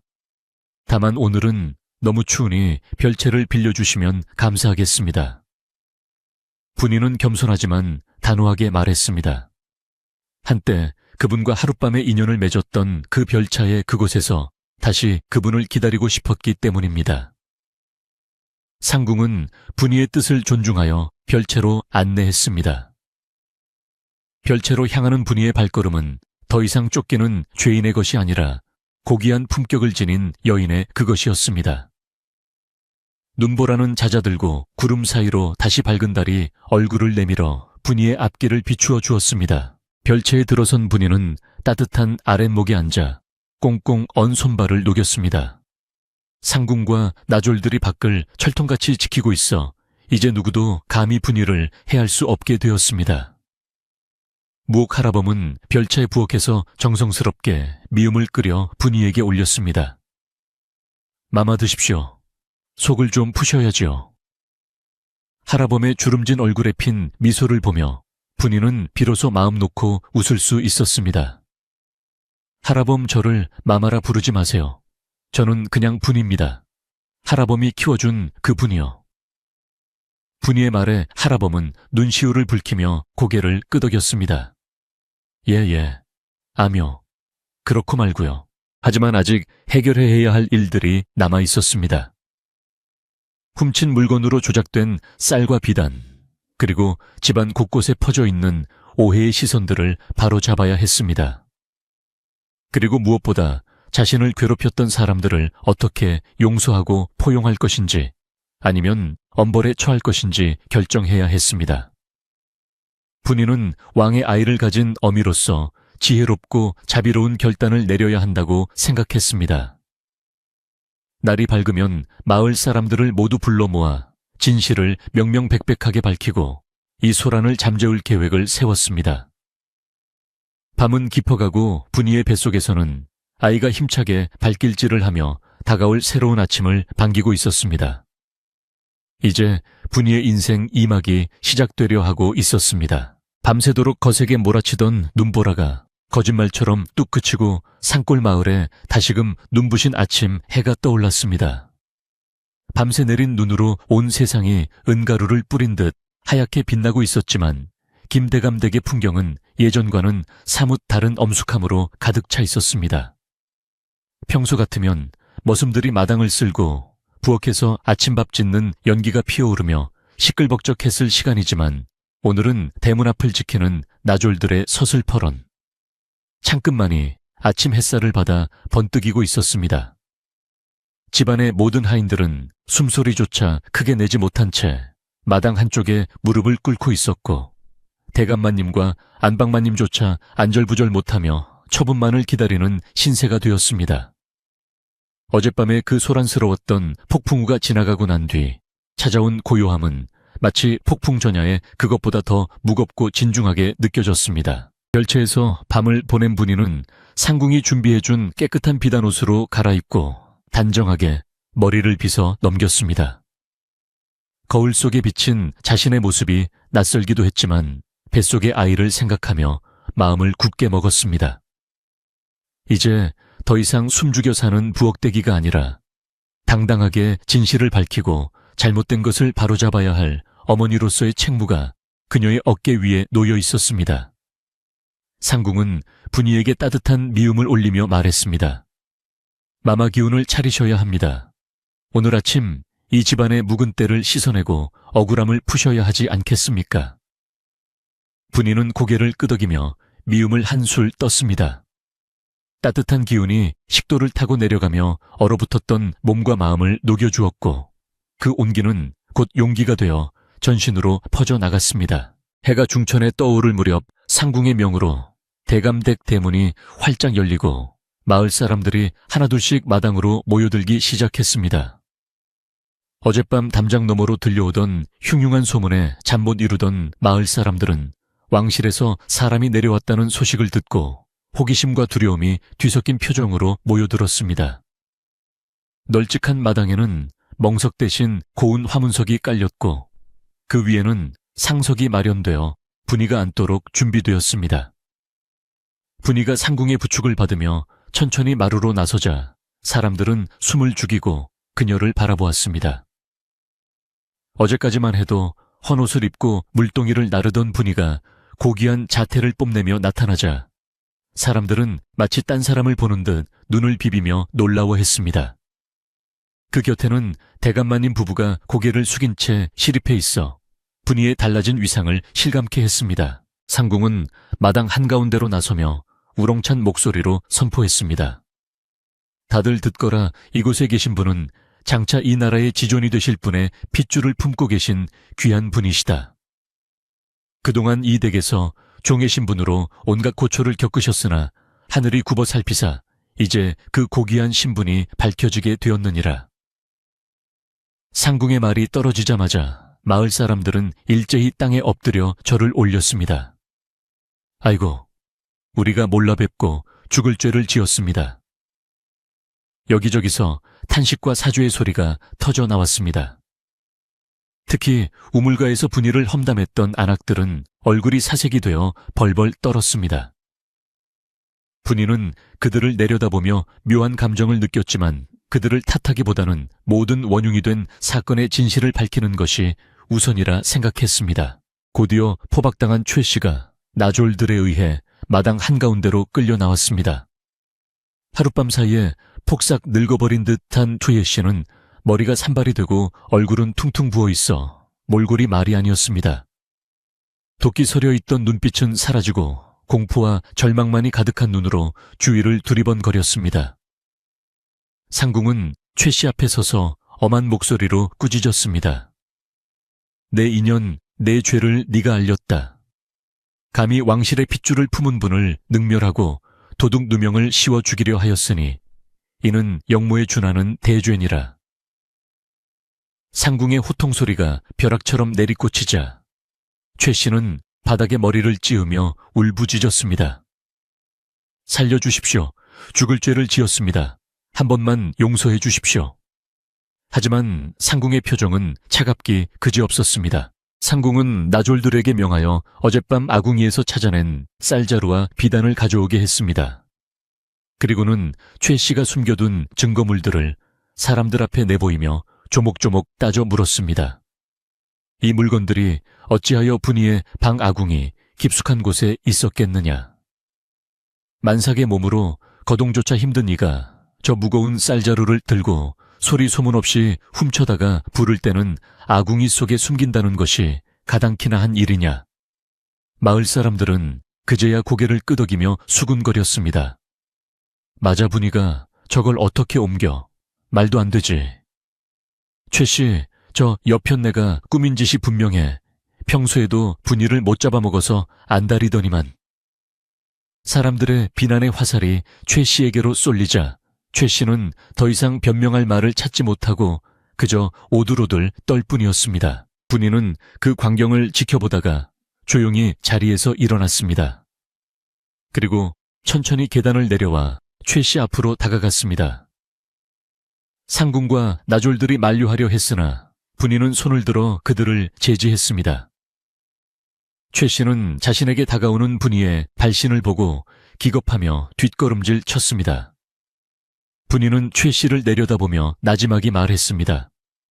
아줌마, 왜 그러셨어요? 제가 미우시면 그냥 밉다고 하시지 어찌하여 제 뱃속에 아가까지 죽이려 하셨습니까? 분이의 목소리에는 분노보다는 슬픔과 안타까움이 묻어 있었습니다. 최 씨는 분이의 맑은 눈을 마주하지 못하고 고개를 떨구었습니다. 내가 미쳤었나 보다. 네가 잘 되는 꼴이 보기 싫어서 귀신에 씌었었나 보다. 최 씨는 뒤늦은 후회의 눈물을 흘렸습니다. 상궁은 분이에게 고했습니다. 마마 인연은 용서할 가치가 없는 악독한 년입니다. 당장 멍석을 말아 타작을 한 뒤 관아로 넘겨 엄벌에 처해야 마땅합니다. 아니, 즉결 처형을 해도 시원치 않습니다. 상궁의 말에 최 씨는 히익하며 기절할 듯이 숨을 헐떡였습니다. 마당에 모인 사람들도 당연히 끔찍한 형벌이 내려질 것이라 예상하고 숨을 죽였습니다. 비비린내 나는 복수가 시작될 것이라는 긴장감이 감돌았습니다. 하지만 분이는 자신의 배를 부드럽게 쓰다듬으며 고개를 저었습니다. 아닙니다. 제 아이가 듣고 있습니다. 뱃속의 아이에게 피냄새를 맡게 하고 싶지 않습니다. 그리고 누군가 죽어나가는 것을 보는 것도 원치 않습니다. 분이의 뜻밖의 말에 사람들은 술렁거렸습니다. 그토록 모진 핍박을 받았음에도 원수를 용서하려 하는 분이의 넓은 마음씨에 감복한 것입니다. 분이는 상궁을 바라보며 단호하게 말했습니다. 죽이지는 마십시오. 다만 이 집과 마을에서 영원히 떠나게 해 주십시오. 다시는 제 눈앞에 그리고 이 선한 이웃들 앞에 나타나지 못하도록 쫓아내 주십시오. 그것이면 족합니다. 이것은 죽음보다 더한 형벌일 수도 있었습니다. 평생을 살아온 터전에서 쫓겨나 빈손으로 떠돌아야 하는 신세가 되는 것이니까요. 하지만 목숨만은 부지할 수 있다는 사실에 최 씨는 감격하여 연신절을 해댔습니다. 고맙습니다. 정말 고맙습니다.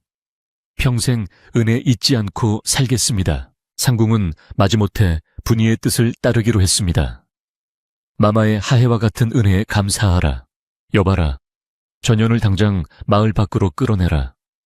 다시는 이 근방 심리 안에는 발도 붙이지 못하게 하라.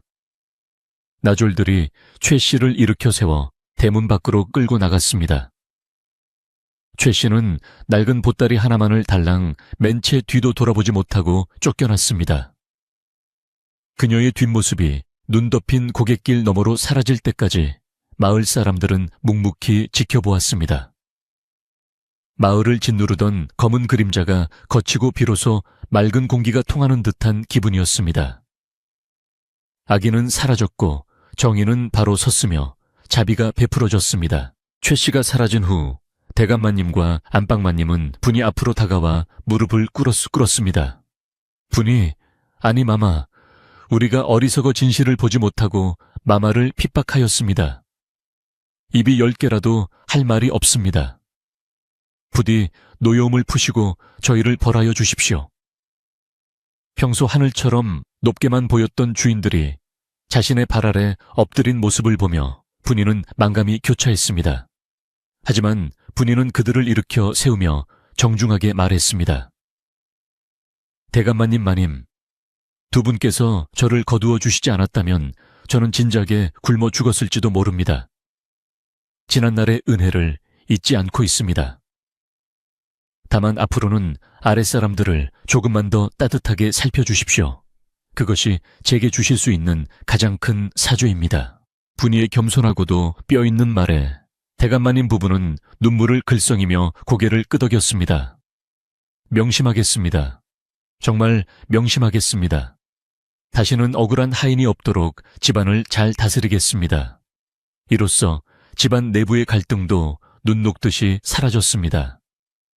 분이는 단순히 신분이 높아져서 존경받는 것이 아니라 그 품성과 덕망으로 인해 진정한 어른으로 인정받게 된 것입니다. 지켜보던 무옥 할아범은 흐뭇한 표정으로 곰방대를 두드리며 혼잣말을 했습니다. 허허, 역시 난 사람이야. 그릇이 달라. 왕비가 되셔도 손색이 없겠어. 모든 오해가 풀리고 악이 물러가자. 상궁은 집안 분위기를 쇄신하기 위해 잔치를 벌이도록 명했습니다. 오늘같이 기쁜 날에 그냥 넘어갈 수 없지 않으냐. 곶간을 열어 쌀을 풀고 소를 잡아 고깃국을 끓여라. 마을 사람들과 하인들 모두 배불리 먹을 수 있도록 풍성하게 차려라.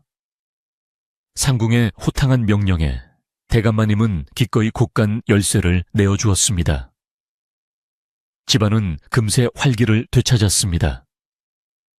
머슴들은 장작을 패고 안악들은 가마솥에 불을 지피며 밥 짓는 냄새와 고기 끓는 냄새가 온 마을에 퍼져나갔습니다. 어제까지만 해도 냉기가 감돌던 부엌이 훈훈한 열기로 가득 찼습니다. 마당개는 멍석 대신 평상이 펴지고 따뜻한 김이 모락모락 나는 하얀 쌀밥과 쇠고기 무국이 한가득 차려졌습니다. 평소에는 구경조차 힘들었던 기름진 음식들을 보며 하인들과 마을 사람들은 입을 다물지 못했습니다. 자, 많이들 드시게. 오늘은 분이 마마께서 내리시는 상인이 체하지 말고 든든히 먹어두게. 무옥 할아범이 웃으며 국을 퍼주었습니다. 사람들은 옹기종기 모여 앉아 밥을 먹으며 분이의 덕담을 주고받았습니다. 분이가 복덩이였어. 우리 마을에 이런 경사가 생길 줄 누가 알았겠나. 그러게 말이야. 마음씨도 비단결 같아서 우리 같은 천한 것들까지 챙겨주고. 웃음소리가 담장을 넘어 멀리 퍼져나갔습니다. 이것은 단순한 끼니가 아니라 서로의 묵은 감정을 털어내고 화해하는 화해의 밥상이었습니다. 분이는 별차에 툇마루에 앉아 그 평화로운 풍경을 바라보았습니다. 입덧 때문에 기름진 음식은 먹지 못했지만 사람들이 맛있게 먹는 모습만 봐도 배가 부른 듯 했습니다. 무옥 할아범이 잘 익은 홍시 하나를 깨끗이 닦아 분이에게 가져왔습니다. 마마, 이건 입에 맞으실 겁니다. 달고 시원해서 속이 좀 풀릴게요. 분이는 홍시를 받아들고 한 입 베어 물었습니다. 달콤하고 시원한 과육이 입안 가득 퍼지며 울렁거리는 속을 달래주었습니다. 고마워요, 할아범. 할아범 덕분에 제가 여기까지 올 수 있었어요. 분이의 말에 할아범은 손사래를 쳤습니다. 아닙니다. 마마께서 강건하게 버티신 덕분이지요.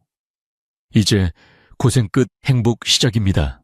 해가 서산으로 넘어가고 땅거미가 질 무렵 잔치는 끝이 났지만 사람들의 얼굴에는 여유와 행복이 묻어 있었습니다. 배가 부르고 등이 따뜻해진 사람들은 삼삼오오 흩어지며 집으로 돌아갔고 김대감 댁마당도 서서히 정돈되어 갔습니다. 소란스럽던 집안은 다시 고요를 되찾았지만 어제의 그 차갑고 삭막한 고요가 아니라 따뜻하고 안정된 평화로운 고요였습니다. 나졸들은 밤새 집 주위를 순찰하며 분이의 안전을 지켰고 상궁은 분이의 잠자리를 봐주며 살뜰히 챙겼습니다. 내일은 채비를 하여 한양으로 떠나실 것입니다. 오늘은 푹 주무십시오. 분이는 자리에 누워 천장을 바라보았습니다. 어제까지만 해도 차가운 부엌 곁방에서 오들오들 떨며 잠들었는데 오늘은 따뜻한 비단 이불 속에서 안전하게 누워있다는 사실이 꿈만 같았습니다. 문틈으로 들어오던 황소바람도 이제는 없습니다. 뱃속의 아이도 편안해졌는지 조용히 잠든 것 같았습니다. 분이는 배를 문지르며 속삭였습니다. 아가, 이제 아무도 우리를 해치지 못해. 너는 축복받으며 태어날 거야. 엄마가 약속할게. 하루 동안 겪은 수많은 일들이 주마등처럼 스쳐 지나갔습니다. 두려움, 억울함, 안도감, 그리고 용서. 이 모든 감정들이 눈 녹듯 사라지고 분이의 마음속에는 깊은 평온함만이 남았습니다. 밤이 깊어지자 마을의 개 짖는 소리도 잦아들고 세상은 깊은 잠에 빠져들었습니다. 하늘에는 어제보다 더 밝고 둥근 달이 떠올라 김대감 댁 지붕을 환하게 비추고 있었습니다. 그 달빛은 마치 하늘이 분이에게 보내는 따뜻한 미소와도 같았습니다. 분이는 그 온화한 달빛을 입을 삼아 스르르 눈을 감았습니다. 꿈속에서는 그분이 나타나 환하게 웃으며 분이를 맞이해 줄 것만 같았습니다. 폭풍우가 지나간 자리에 단단히 뿌리 내린 나무처럼 분이의 운명은 이제 흔들리지 않고 굳건하게 서게 되었습니다. 그렇게 상골마을의 길고 긴 하루는 따뜻한 결말을 맺으며 저물어 갔습니다. 음보라가 휩쓸고 지나간 자리에 따스한 햇살이 내려앉으며 김대감 댁의 아침은 그 어느 때보다 평화롭고 고요하게 밝아왔습니다. 분이는 이제 더 이상 찬바람이 드는 부엌 곁방이 아니라 비단 이불이 깔린 따뜻한 별채에서 눈을 떴습니다. 창호지 문을 통해 은은하게 스며드는 아침 햇살이 방 안가득 채워졌고 윗목에 놓인 화로에서는 은은한 숯 향기가 피어올라 방 안의 공기를 훈훈하게 데워주고 있었습니다. 지난밤에 소란스러웠던 일들이 마치 꿈처럼 느껴질 정도로 지금 이 순간의 평온함은 분이에게 낯설면서도 감격스러운 선물이었습니다. 분이는 조심스럽게 몸을 일으켜 앉아 뱃속의 아이에게 아침 인사를 건네며 부드럽게 배를 쓰다듬었습니다. 아가 잘 잤니? 오늘도 엄마랑 따뜻하게 보내자꾸나. 아이도 어미의 마음을 아는지 톡하고 작은 발길질로 화답을 보냈습니다. 상궁은 이른 아침부터 분이의 거처를 살피며 불편한 것은 없는지 꼼꼼하게 점검했습니다. 그녀는 한양에서 가져온 귀한 보약과 영양식으로 분이의 아침상을 차려 올렸는데 밥상 위에는 기름진 쌀밥과 맑은 조개탕, 그리고 정갈하게 담긴 나물들이 가득했습니다. 분이는 상궁의 정성에 감사를 표하며 수저를 들었고 입맛이 돌아온 덕분인지 밥 한 그릇을 금세 비워냈습니다. 상궁은 흐뭇한 미소를 지으며 말했습니다. 마마, 이제 곧 한양에서 가마가 내려올 것입니다. 하지만 산달이 가까워 장거리 이동이 위험할 수 있으니 당분간은 이곳에서 몸조리를 하시며 해산 준비를 하는 것이 좋겠습니다. 분이도 고개를 끄덕였습니다. 익숙한 고향에서 그리고 자신을 지켜준 무옥 할아범 곁에서 아이를 낳는 것이 마음 편할 것 같았기 때문입니다. 김대감 댁의 풍경은 하룻밤 사이에 완전히 달라져 있었습니다. 마당을 쓰는 머슴들의 빗자루 소리는 조심스러워졌고 부엌에서 일하는 안악들의 목소리도 한결 부드러워졌습니다. 누구 하나 큰 소리를 내거나 다투는 법 없이 모두가 분이가 머무는 별차에 쪽을 향해 경외심을 갖고 행동했습니다. 대감마님과 안방마님은 수시로 별차에 문 밖까지 와서 필요한 것은 없는지 묻고는 했는데 그 태도가 어찌나 공손하고 깍듯한지 분이가 오히려 당황할 정도였습니다. 분이, 아니 마마, 방기 춥지는 않으신지요? 땔감을 더 넣어드리라 일렀습니다만. 마님의 조심스러운 물음에 분이는 웃으며 대답했습니다. 괜찮습니다, 마님.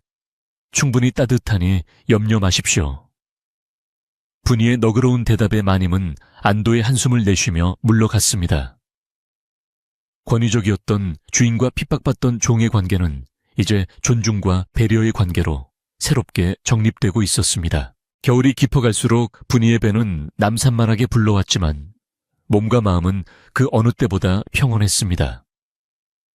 무옥 할아범은 틈만 나면 별채로 찾아와 재미난 옛날 이야기를 들려주거나 산에서 캐온 귀한 약초를 다려주곤 했습니다. 아가, 이 둥글레차 좀 마셔보렴.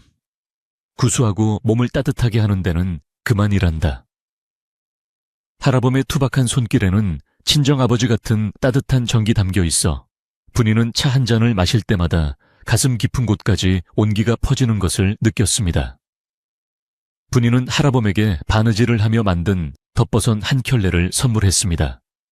할아범 추운 겨울에 발 시리지 않게 이거 신으세요. 할아범은 버선을 받아들고 눈시울을 붉히며 어쩔 줄 몰라 했습니다. 아이고, 마마께서 직접 만드신 귀한 것을 내 평생 갑오로 간직하겠습니다. 두 사람 사이에는 신분을 뛰어넘는 끈끈한 가족의 정이 흐르고 있었습니다. 시간은 유수와 같이 흘러 어느덧 산과 들에 쌓였던 눈이 녹아내리고 처마 끝에 매달린 고드름에서 맑은 물방울이 똑똑 떨어지는 해빙기가 찾아왔습니다. 얼어붙었던 가을물이 다시 졸졸 흐르기 시작하고 마당 한 구석에 있는 매화나무 가지에는 수줍은 듯 작은 꽃망울이 맺히기 시작했습니다. 봄이 오는 소리와 함께 분이의 산달도 하루하루 다가오고 있었습니다. 마을 사람들은 분이의 순산을 기원하며 저마다 정성껏 준비한 선물을 별채의 마루 끝에 몰래 놓고 가곤 했습니다. 어떤 이는 직접 짠 참기름병을, 어떤 이는 산모에게 좋다는 미역을, 또 어떤 이는 아기에게 입힐 고운 베네쩌고리를 두고 갔습니다. 분이는 문을 열 때마다 쌓여있는 선물들을 보며 마을 사람들의 따뜻한 마음을 느낄 수 있었고 지난날의 상처가 눈 녹듯이 완전히 사라지는 것을 느꼈습니다. 그러던 어느 봄날 밤 보름달이 환하게 떠올라 세상을 비추던 때였습니다. 분이는 잠을 자다가 아랫배가 묵직하게 조여오는 진통을 느꼈습니다. 처음에는 둔탁한 통증이었지만 시간이 지날수록 규칙적이고 강한 파도처럼 밀려왔습니다. 분이는 직감적으로 아이가 세상 밖으로 나올 준비를 마쳤음을 알았습니다. 곁에서 잠들어 있던 상궁이 기척을 느끼고 벌떡 일어나 외쳤습니다. 해산 준비를 하라, 물을 끓이고 산파를 불러라. 별차에는 순식간에 분주해졌지만 결코 소란스럽지는 않았습니다. 상궁의 지휘 아래 나졸들과 하인들은 일사불란하게 움직였고 마을에서 솜씨 좋기로 소문난 산파 할머니가 득달같이 달려왔습니다. 무옥 할아범은 별차의 밖에서 두 손을 모아 하늘에 기도를 올렸습니다. 천지신명님, 부디 순산하게 도와주십시오. 굽어 살펴주십시오. 방 안에서는 뜨거운 김이 서린 물동이가 드나들고 분이의 가쁜 숨소리와 신음소리가 새어나왔습니다. 분이는 밀려오는 고통 속에서도 이를 악물고 정신을 잃지 않으려 애썼습니다. 아가, 조금만 더 힘을 내. 엄마도 힘낼게. 우리 곧 만나자. 분이는 뱃속의 아이와 호흡을 맞추며 생명을 잉태하는 숭고한 상호를 견뎌냈습니다. 상궁은 분이의 손을 꼭 잡아주며 땀을 닦아주었습니다. 마마 잘하고 계십니다. 조금만 더 힘을 주십시오. 산파 할머니도 능숙한 손길로 분이를 도우며 격려했습니다. 머리가 보입니다. 다 왔습니다. 한 번만 더 힘껏. 분이는 마지막 남은 힘을 쥐어짜며 길게 숨을 내뱉었습니다. 그 순간 막혔던 봇물이 터지듯 시원한 느낌과 함께 은게먼 하는 우렁찬 아이의 울음소리가 별채를 가득 채웠습니다. 축하드립니다.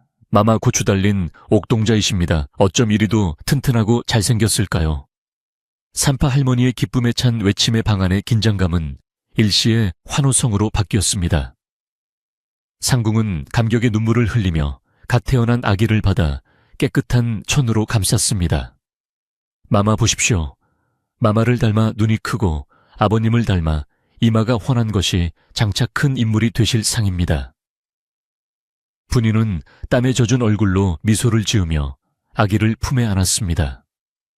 작고 붉은 얼굴 꼬물거리는 손가락 힘차게 울어대는 목소리. 그 모든 것이 기적처럼 느껴졌습니다. 분이는 아기의 볼에 얼굴을 비비며 뜨거운 눈물을 흘렸습니다. 아가 고맙다.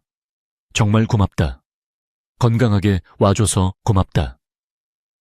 그동안의 서름과 고통이 아이의 울음소리와 함께 씻겨 내려가는 듯 했습니다. 아기의 탄생 소식은 삽시간에 집안과 마을로 퍼져나갔습니다. 대감마님은 덩실덩실 춤을 추며 경사로다 경사야, 우리 집에 왕손이 태어나셨다 라며 기뻐했고, 무옥 할아범은 땅바닥에 엎드려 감사의 절을 올렸습니다. 마을 사람들도 잠에서 깨어나와 김대감 댁쪽을 향해 축하의 인사를 보냈습니다. 다음 날 아침 마을 잔치가 다시 한번 벌어졌습니다.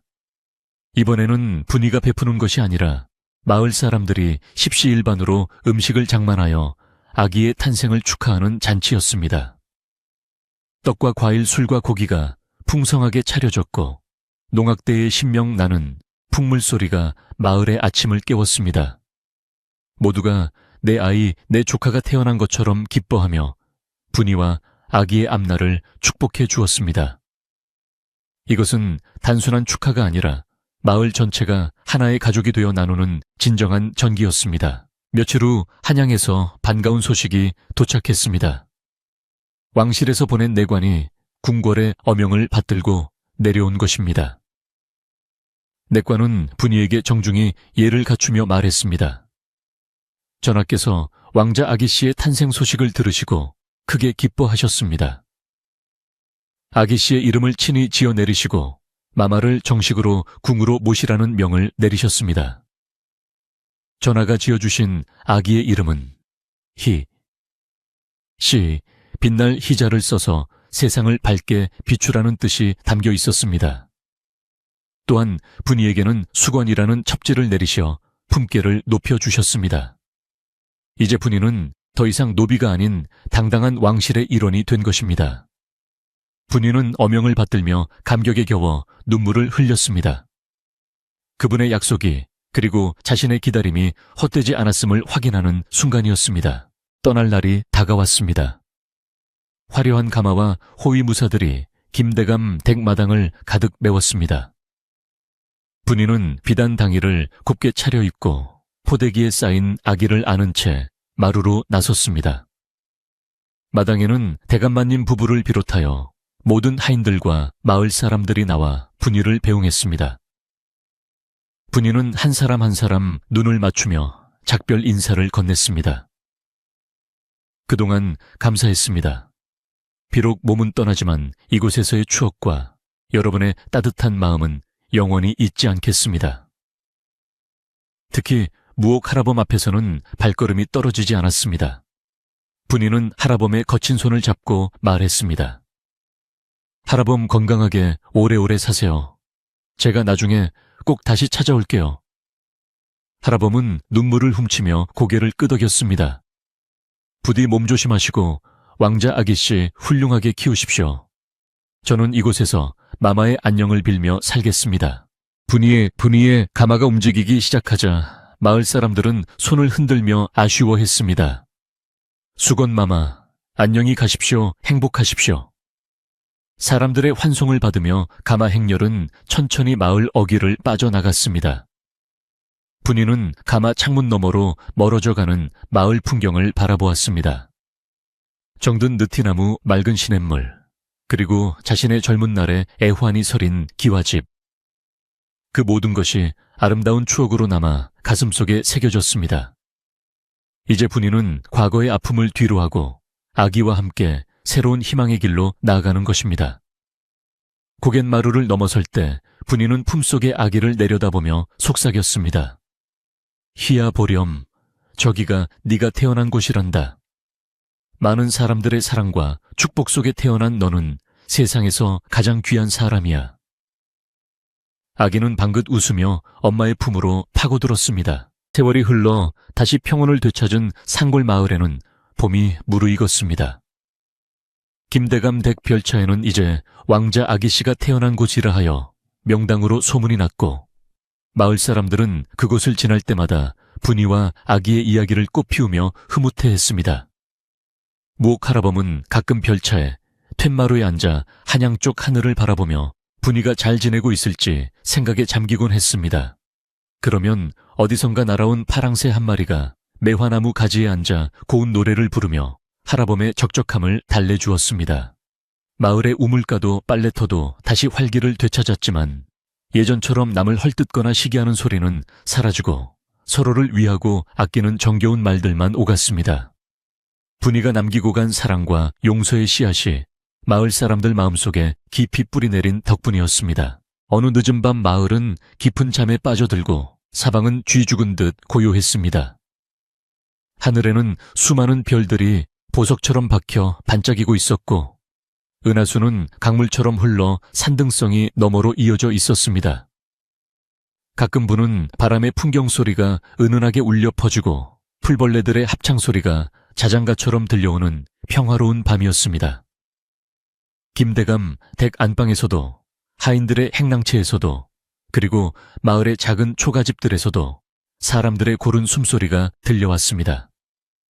힘든 하루를 보낸 이들은 꿈속에서 저마다의 소망을 키우며 편안한 휴식을 취하고 있었습니다.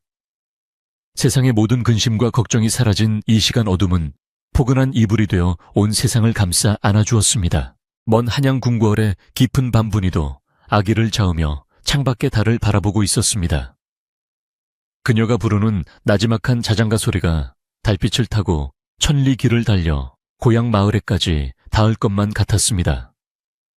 자장자장 우리 아가, 잘도 잔다 우리 아가. 금자동아, 옥자동아 하늘에서 내려온 복덩어리야. 분이의 자장가는 세상의 모든 어머니들이 아이에게 불러주는 사랑의 노래이자 평화를 기원하는 기도의 노래였습니다. 그 노래를 들으며 아기는 새근새근 잠이 들고 분이의 입계도 평온한 미소가 번졌습니다. 과거의 시련은 거름이 되어 더 단단하고 아름다운 꽃을 피웠으니 이제 그녀의 앞날에는 따뜻한 봄날만이 가득할 것입니다. 오늘 밤 이 이야기를 듣는 여러분의 머리맡에도 분이의 따뜻한 자장가가 들려오기를 바랍니다. 힘들고 고단했던 하루의 일들은 모두 잊어버리고 부디 마음 편안히 깊은 잠에 드시기를. 창밖의 달빛이 여러분의 꿈길을 환하게 비추어 줄 것입니다. 산골 마을의 전설이 된 노비분이의 이야기는 여기서 끝이 나지만 그 따뜻한 사랑과 희망의 메시지는 여러분의 가슴 속에 오래도록 남아 작은 등불이 되어줄 것입니다. 이제 눈을 감고 편안하게 호흡해 보세요. 세상은 평화롭고 여러분은 안전합니다.